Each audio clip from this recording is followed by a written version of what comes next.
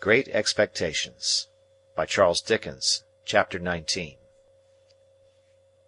Morning made a considerable difference in my general prospect of life, and brightened it so much that it scarcely seemed the same. What lay heaviest on my mind was, the consideration that 6 days intervened between me and the day of departure, for I could not divest myself of a misgiving that something might happen to London in the meanwhile, and that, when I got there, it would be either greatly deteriorated or clean gone. Joe and Biddy were very sympathetic and pleasant when I spoke of our approaching separation, but they only referred to it when I did. After breakfast, Joe brought out my indentures from the press in the best parlour, and we put them in the fire, and I felt that I was free. With all the novelty of my emancipation on me, I went to church with Joe, and thought perhaps the clergyman wouldn't have read that about the rich man in the kingdom of heaven, if he had known all. After our early dinner, I strolled out alone, proposing to finish off the marshes at once, and to get them done with.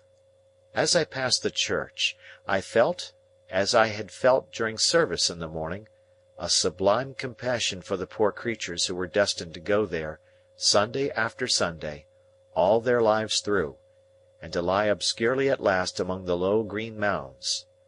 I promised myself that I would do something for them one of these days, and formed a plan in outline for bestowing a dinner of roast beef and plum pudding, a pint of ale, and a gallon of condescension upon everybody in the village.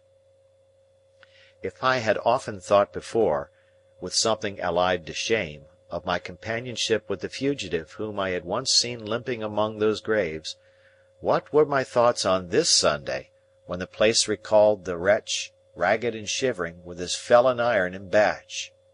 My comfort was, that it happened a long time ago, and that he had doubtless been transported a long way off, and that he was dead to me, and might be veritably dead into the bargain. No more low wet grounds, no more dikes and sluices, no more of these grazing cattle, though they seemed in their dull manner to wear a more respectful air now, and to face round, in order that they might stare as long as possible at the possessor of such great expectations. Farewell, monotonous acquaintances of my childhood. Henceforth I was for London and greatness, not for Smith's work in general, and for you. I made my exultant way to the old Battery, and, lying down there to consider the question whether Miss Havisham intended me for Estella, fell asleep. When I awoke, I was much surprised to find Joe sitting beside me, smoking his pipe. He greeted me with a cheerful smile on my opening my eyes, and said, "As being the last time, Pip, I thought I'd foller." "And, Joe, I'm very glad you did so." "Thank you, Pip." "You may be sure, dear Joe," I went on, after we had shaken hands, "that I shall never forget you." "No, no, Pip," said Joe in a comfortable tone. "I'm sure of that. Ay, ay, old chap, bless you, it were only necessary to get it well round in a man's mind to be certain on it. But it took a bit of time to get it well round, the change come so uncommon plump, didn't it?" Somehow I was not best pleased with Joe's being so mightily secure of me. I should have liked him to have betrayed emotion, or to have said, "It does you credit, Pip," or something of that sort. Therefore I made no remark on Joe's first head, merely saying as to his second, that the tidings had indeed come suddenly, but that I had always wanted to be a gentleman, and had often and often speculated on what I would do, if I were one. "Have you, though?" said Joe. "Astonishing!" "It's a pity now, Joe," said I, "that you did not get on a little more, when we had our lessons here, isn't it?" "Well, I don't know," returned Joe. "I'm so awful dull. I'm only master of my own trade. It were always a pity as I was so awful dull, but it's no more of a pity now than it was, this day twelvemonth, don't you see?" What I had meant was, that when I came into my property and was able to do something for Joe, it would have been much more agreeable if he had been better qualified for a rise in station. He was so perfectly innocent of my meaning, however, that I thought I would mention it to Biddy in preference. So when we had walked home and had had tea, I took Biddy into our little garden, by the side of the lane, and after throwing out in a general way for the elevation of her spirits that I should never forget her, said I had a favour to ask of her. "And it is, Biddy," said I, "that you will not omit any opportunity of helping Joe on a little." "How helping him on?" asked Biddy, with a steady sort of glance. "Well, Joe is a dear good fellow. In fact, I think he is the dearest fellow that ever lived, but he is rather backward in some things. For instance, Biddy, in his learning and his manners." Although I was looking at Biddy as I spoke, and although she opened her eyes very wide when I had spoken, she did not look at me. "Oh, his manners. Won't his manners do, then?" asked Biddy, plucking a black currant leaf. "My dear Biddy, they do very well here." "Oh, they do very well here," interrupted Biddy, looking closely at the leaf in her hand. "Hear me out.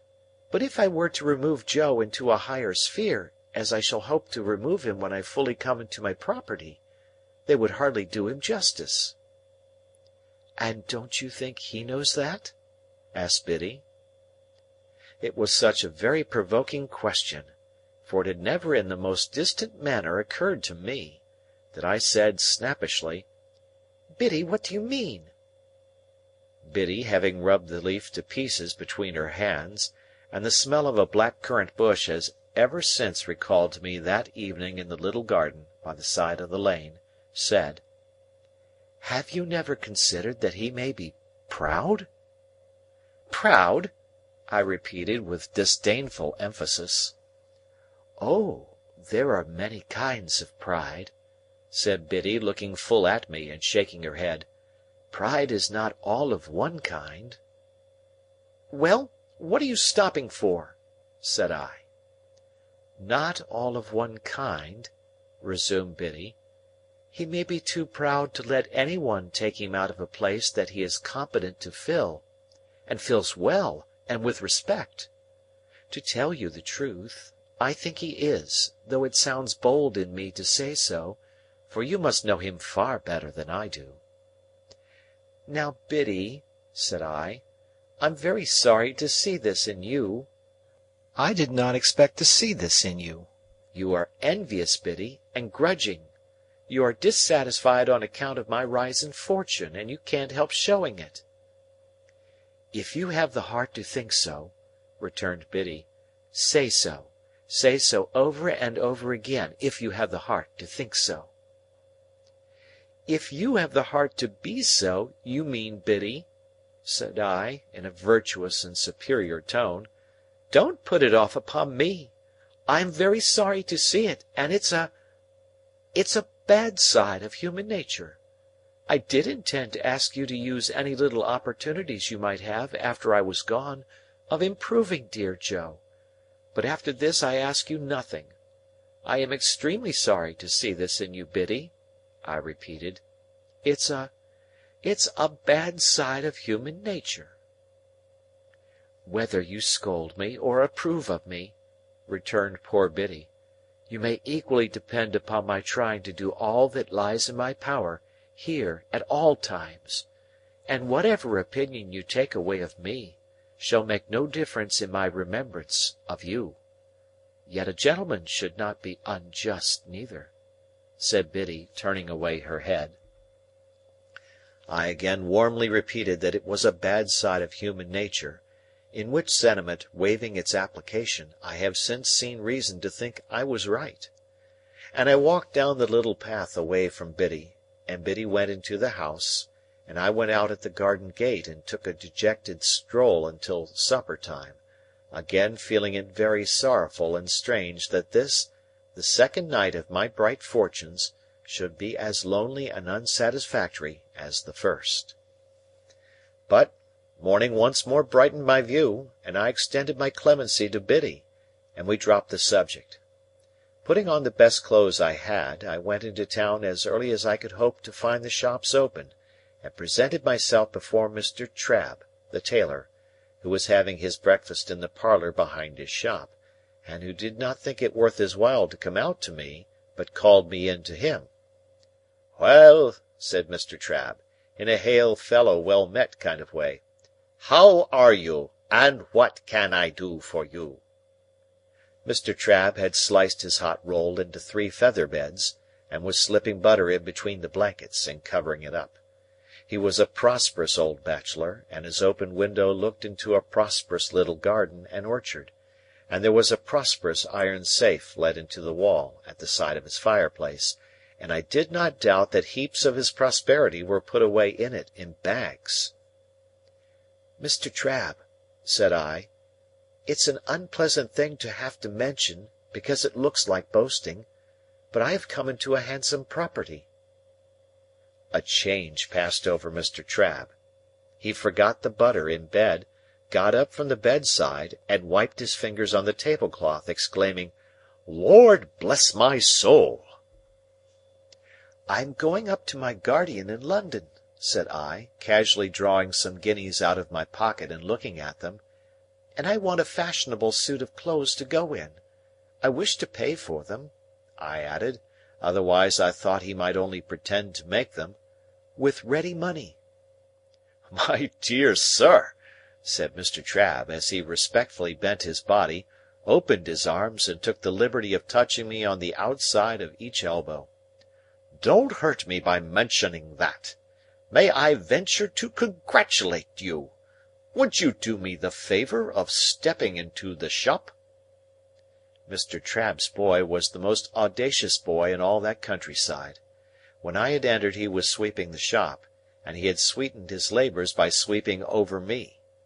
He was still sweeping when I came out into the shop with Mr. Trabb, and he knocked the broom against all possible corners and obstacles, to express, as I understood it, equality with any blacksmith, alive or dead. "Hold that noise!" said Mr. Trabb, with the greatest sternness, "or I'll knock your head off. Do me the favour to be seated, sir.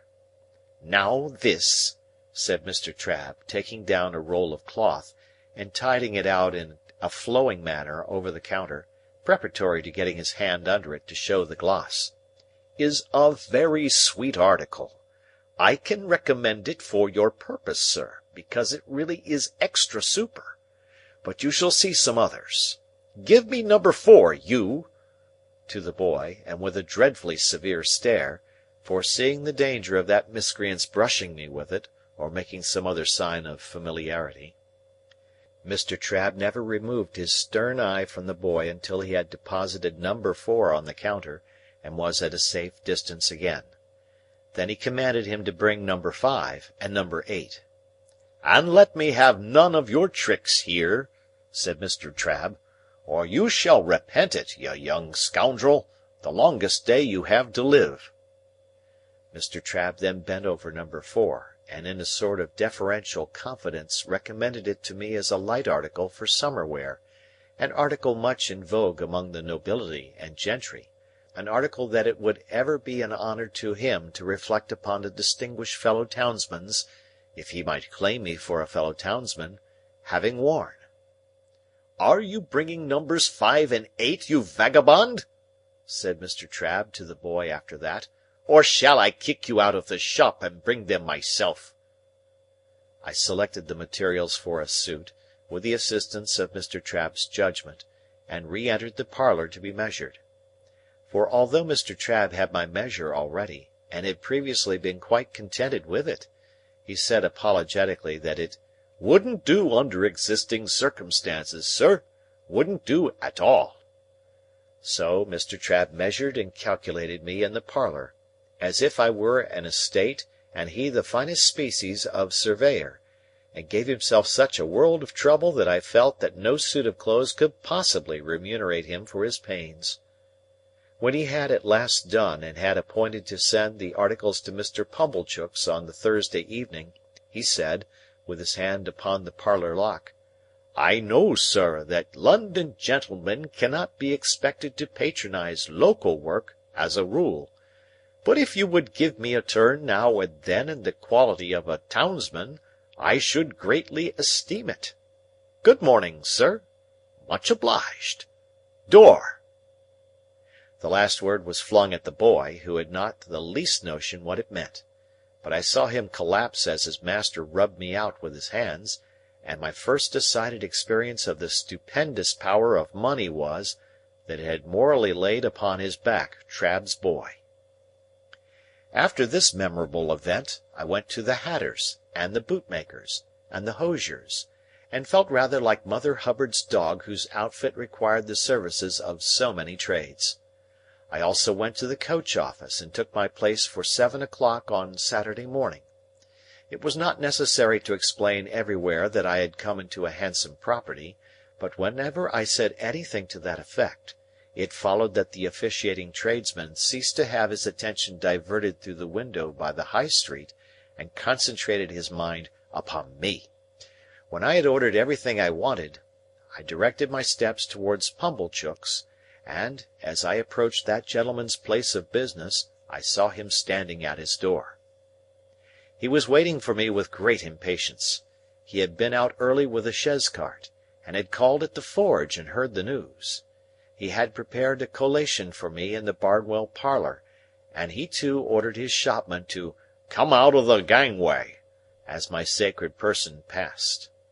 "My dear friend," said Mr. Pumblechook, taking me by both hands, when he and I and the collation were alone, "I give you joy of your good fortune.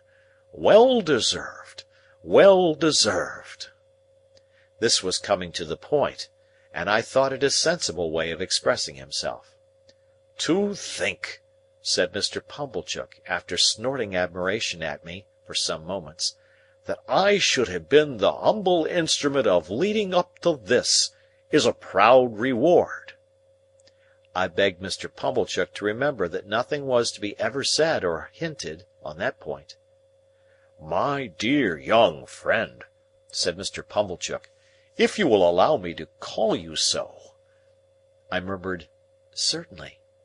And Mr. Pumblechook took me by both hands again, and I communicated a movement to his waistcoat, which had an emotional appearance, though it was rather low down. "My dear young friend, rely upon my doing my little all in your absence, by keeping the fact before the mind of Joseph." "Joseph," said Mr. Pumblechook, in the way of a compassionate adjuration. "Joseph, Joseph." Thereupon he shook his head and tapped it, expressing his sense of deficiency in Joseph. "But, my dear young friend," said Mr. Pumblechook, "you must be hungry. You must be exhausted. Be seated. Here is a chicken had round from the boar. Here is a tongue had round from the boar. Here's one or two little things had round from the boar, that I hope you may not despise. But do I," said Mr. Pumblechook, getting up again the moment after he had sat down, "see afore me him as I ever sported with in his times of happy infancy? And may I— This "may I" meant might he shake hands?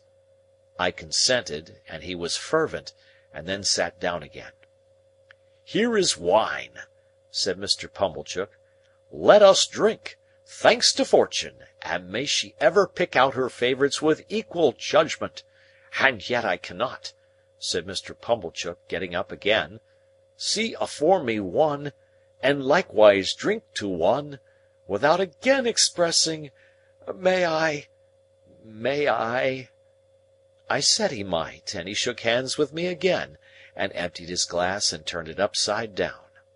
I did the same, and if I had turned myself upside down before drinking, the wine could not have gone more direct to my head. Mr. Pumblechook helped me to the liver wing, and to the best slice of tongue, none of those out-of-the-way no-thoroughfares of pork now, and took, comparatively speaking, no care of himself at all. "Ah, poultry, poultry! You little thought," said Mr. Pumblechook, apostrophizing the fowl in the dish, "when you was a young fledgling, what was in store for you. You little thought you was to be refreshment beneath his humble roof for one as—call it a weakness if you will," said Mr. Pumblechook, getting up again, "but may I? May I?" It began to be unnecessary to repeat the form of saying he might, so he did it at once. How he ever did it so often without wounding himself with my knife, I don't know. "And your sister," he resumed, after a little steady eating, "which had the honour of bringing you up by hand. It's a sad picture, to reflect that she's no longer equal to fully understanding the honour. May—" I saw he was about to come at me again, and I stopped him. "We'll drink her health," said I. "Ah!" cried Mr. Pumblechook, leaning back in his chair, quite flaccid with admiration. "That's the way you know 'em, sir." I don't know who "sir" was, but he certainly was not I, and there was no third person present. "That's the way you know the noble-minded, sir. Ever forgiving and ever affable. It might," said the servile Pumblechook, putting down his untasted glass in a hurry, and getting up again, "to a common person, have the appearance of repeating, 'But may I—'" When he had done it, he resumed his seat and drank to my sister. "Let us never be blind," said Mr. Pumblechook, "to her faults of temper, but it is to be hoped she meant well." At about this time I began to observe that he was getting flushed in the face; as to myself, I felt all face, steeped in wine, and smarting. I mentioned to Mr. Pumblechook that I wished to have my new clothes sent to his house, and he was ecstatic on my so distinguishing him. I mentioned my reason for desiring to avoid observation in the village, and he lauded it to the skies. There was nobody but himself, he intimated, worthy of my confidence, and, in short, might he? Then he asked me tenderly if I remembered our boyish games at sums, and how we had gone together to have me bound apprentice, and in effect, how he had ever been my favourite fancy and my chosen friend. If I had taken 10 times as many glasses of wine as I had, I should have known that he never had stood in that relation towards me, and should in my heart of hearts have repudiated the idea. Yet for all that, I remember feeling convinced that I had been much mistaken in him, and that he was a sensible, practical, good-hearted, prime fellow. By degrees he fell to reposing such great confidence in me as to ask my advice in reference to his own affairs. He mentioned that there was an opportunity for a great amalgamation and monopoly of the corn and seed trade on those premises, if enlarged, such as had never occurred before in that or any other neighbourhood. What alone was wanting to the realization of a vast fortune, he considered to be more capital.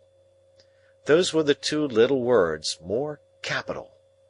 Now it appeared to him, Pumblechook, that if that capital were got into the business through a sleeping partner, sir, which sleeping partner would have nothing to do but walk in, by self or deputy, whenever he pleased, and examine the books, and walk in twice a year and take his profits away in his pocket, to the tune of 50%, it appeared to him that that might be an opening for a young gentleman of spirit combined with property, which would be worthy of his attention.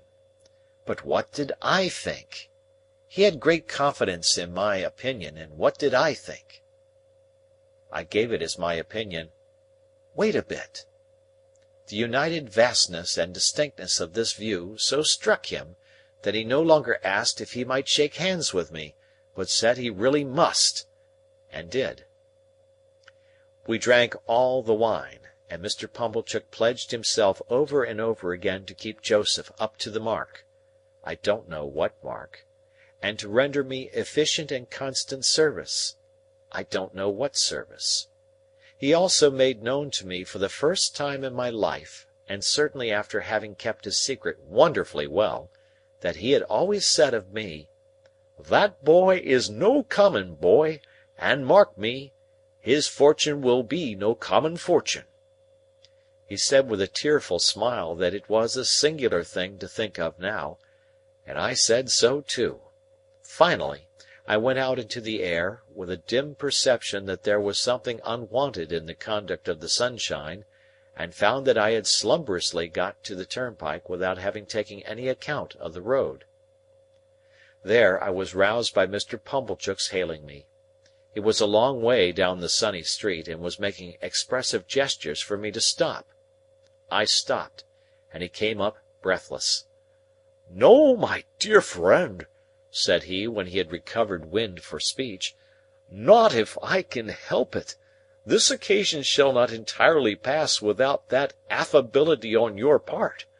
May I, as an old friend and well-wisher? May I?" We shook hands for the 100th time at least, and he ordered a young carter out of my way with the greatest indignation.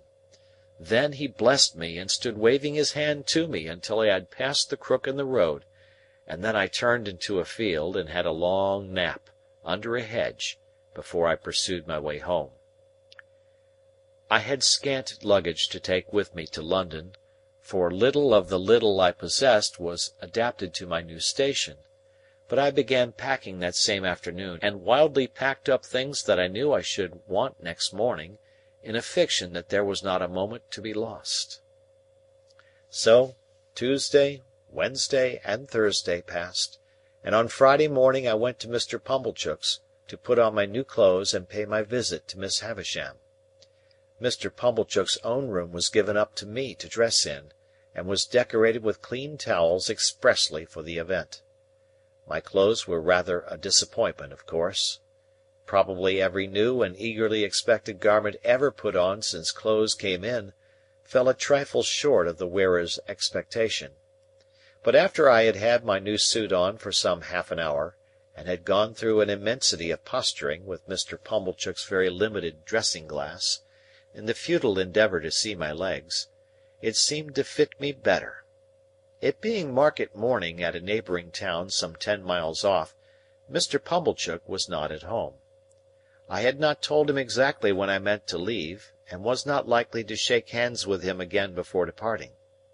This was all as it should be, and I went out in my new array, fearfully ashamed of having to pass the shopman, and suspicious after all that I was at a personal disadvantage, something like Joe's in his Sunday suit. I went circuitously to Miss Havisham's by all the back ways, and rang at the bell constrainedly, on account of the stiff long fingers of my gloves. Sarah Pocket came to the gate, and positively reeled back when she saw me so changed. Her walnut-shell countenance likewise turned from brown to green and yellow. "You!" said she. "You! Good gracious! What do you want?" "I am going to London, Miss Pocket," said I, "and want to say good-bye to Miss Havisham." I was not expected, for she left me locked in the yard, while she went to ask if I were to be admitted. After a very short delay, she returned and took me up, staring at me all the way. Miss Havisham was taking exercise in the room with the long spread table, leaning on her crutch-stick. The room was lighted as of yore, and at the sound of our entrance, she stopped and turned. She was then just abreast of the rotted bride-cake. "Don't go, Sarah," she said. "Well, Pip?"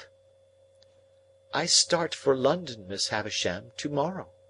I was exceedingly careful what I said. "And I thought you would kindly not mind my taking leave of you."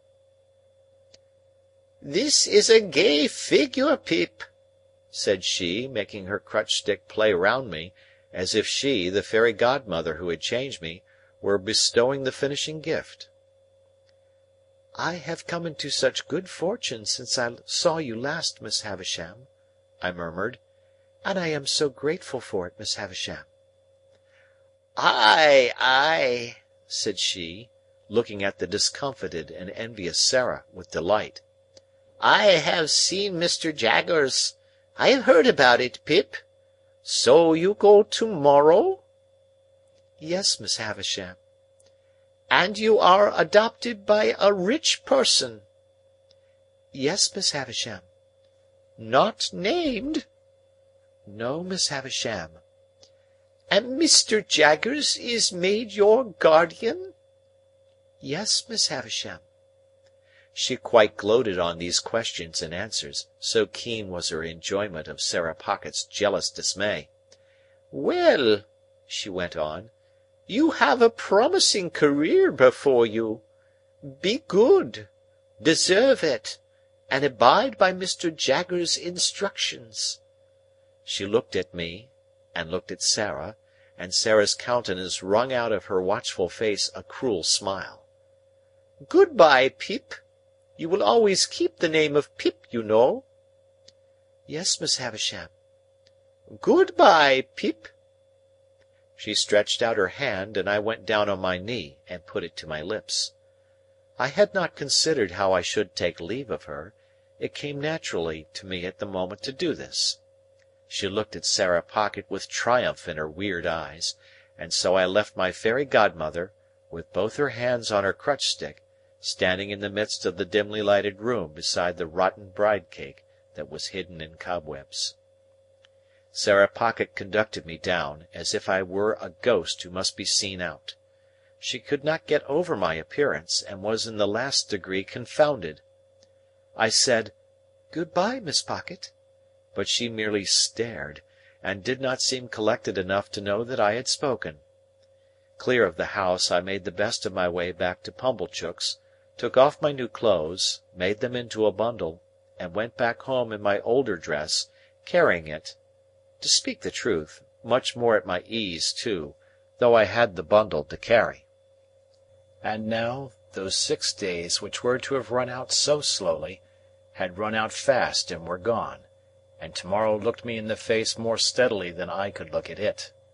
As the 6 evenings had dwindled away to 5, to 4, to 3, to 2, I had become more and more appreciative of the society of Joe and Biddy. On this last evening, I dressed myself out in my new clothes for their delight, and sat in my splendour until bedtime. We had a hot supper on the occasion, graced by the inevitable roast fowl, and we had some flip to finish with. We were all very low, and none the higher for pretending to be in spirits. I was to leave our village at 5 in the morning, carrying my little hand portmanteau, and I had told Joe that I wished to walk away all alone. I am afraid, sore afraid, that this purpose originated in my sense of the contrast there would be between me and Joe, if we went to the coach together. I had pretended with myself that there was nothing of this taint in the arrangement, but when I went up to my little room on this last night, I felt compelled to admit that it might be so, and had an impulse upon me to go down again and entreat Joe to walk with me in the morning. I did not. All night there were coaches in my broken sleep, going to wrong places instead of to London, and having in the traces, now dogs, now cats, now pigs, now men, never horses. Fantastic failures of journeys occupied me until the day dawned and the birds were singing. Then I got up and partly dressed, and sat at the window to take a last look out, and in taking it, fell asleep. Biddy was astir so early to get my breakfast that, although I did not sleep at the window an hour, I smelt the smoke of the kitchen fire when I started up, with a terrible idea that it must be late in the afternoon. But long after that, and long after I had heard the clinking of the teacups and was quite ready, I wanted the resolution to go downstairs. After all, I remained up there, repeatedly unlocking and unstrapping my small portmanteau, and locking and strapping it up again, until Biddy called to me that I was late. It was a hurried breakfast with no taste in it. I got up from the meal, saying with a sort of briskness, as if it had only just occurred to me, "Well, I suppose I must be off." And then I kissed my sister, who was laughing and nodding and shaking in her usual chair, and kissed Biddy, and threw my arms around Joe's neck. Then I took up my little portmanteau and walked out. The last I saw of them was, when I presently heard a scuffle behind me, and looking back, saw Joe throwing an old shoe after me, and Biddy throwing another old shoe. I stopped, to wave my hat, and dear old Joe waved his strong right arm above his head, crying huskily, "Hurrah!" and Biddy put her apron to her face. I walked away at a good pace, thinking it was easier to go than I had supposed it would be, and reflecting that it would never have done to have had an old shoe thrown after the coach, in sight of all the High Street. I whistled and made nothing of going. But the village was very peaceful and quiet, and the light mists were solemnly rising, as if to show me the world, and I had been so innocent and little there, and all beyond was so unknown and great, that in a moment with a strong heave and sob I broke into tears. It was by the finger-post at the end of the village, and I laid my hand upon it and said, "Good-bye, O my dear, dear friend!" Heaven knows we need never be ashamed of our tears, for they are rain upon the blinding dust of earth, overlying our hard hearts. I was better after I had cried than before, more sorry, more aware of my own ingratitude, more gentle. If I had cried before, I should have had Joe with me then. So subdued I was by those tears, and by their breaking out again in the course of the quiet walk, that when I was on the coach, and it was clear of the town, I deliberated with an aching heart whether I would not get down when we changed horses, and walk back, and have another evening at home, and a better parting. We changed, and I had not made up my mind, and still reflected for my comfort that it would be quite practicable to get down and walk back, when we changed again. And while I was occupied with those deliberations, I would fancy an exact resemblance to Joe in some man coming along the road towards us, and my heart would beat high, as if he could possibly be there. We changed again, and yet again, and it was now too late and too far to go back, and I went on. And the mists had all solemnly risen now, and the world lay spread before me. This is the end of the first stage of Pip's expectations. End of chapter.